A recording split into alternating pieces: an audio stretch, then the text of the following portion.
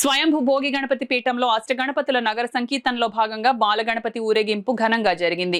నవరాత్రి దీక్షలు వహించిన ఆరాధకులు కార్యక్రమం నిర్వహించారు. పురాతన ఆధ్యాత్మిక సాంప్రదాయంగా నవరాత్రులను దివిటీల వెలుగులో నగర సంకీర్తనపై చేయడం అదృష్టంగా భావిస్తున్నామని పీఠం వ్యవస్థాపక ఉపాసకులు దూసలపూడి రమణరాజు, వరలక్ష్మి దంపతులు తెలిపారు.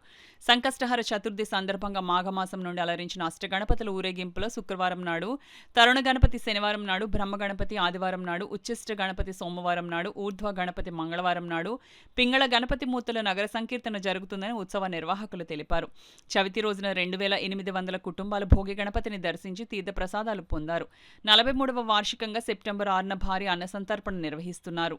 మాతా వీర సత్యవేణి దేవరపల్లి విజయలక్ష్మి, మేకా మల్లిక, యడ్ల అర్జున కుమారి, సిలికోటి అనంతలక్ష్మి, బండారు లక్ష్మి, గోరకపూడి వరలక్ష్మి, గిన్ని పద్మావతి పల్లకీ సేవ చేపట్టి మంగళహారతులు అందించి అల్పాహార ప్రసాదాలు అందించారు. రవికిరణ్, సూర్యనారాయణ రాజు, సాయి మున్నగువారు భక్తులకు సేవలు అందించారు. నవరాత్రుల్లో వినాయక చవితి పూజ అయిన తర్వాత మిగిలిన 8 రోజుల్లోనూ కూడా సాయంత్రం 6:30 ఈ యొక్క గణపతి నవరాత్రి దీక్షలు వహించిన వారితోటి, అదేవిధంగా గణపతి ఆరాధకులతోటి, గణపతి యొక్క భక్తులతోటి ఈ యొక్క మంగళ వాయిద్యాల నడుమ కాగడాల వెలుగులో మరి పురాతన సంప్రదాయంగా ఈ యొక్క నగర సంకీర్తన జరుగుతూ ఉంది.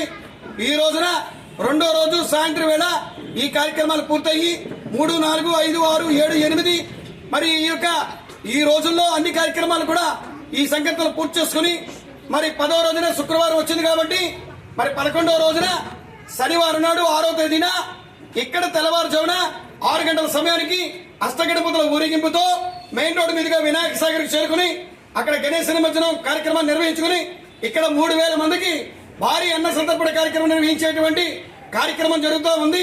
ఈ కార్యక్రమాలన్నీ కూడా లోక కళ్యాణార్థం జరుగుతూ ఉన్నాయి. జీవితంలో ప్రతి ఒక్కరూ కూడా ఈ 9 రోజుల నవరాత్రి దీక్షలు చేయడం వల్ల మండల దీక్ష ప్రయోజనాలు కలుగుతాయి. సమస్త దేవత యొక్క ఆశీర్వచనం కలుగుతుంది.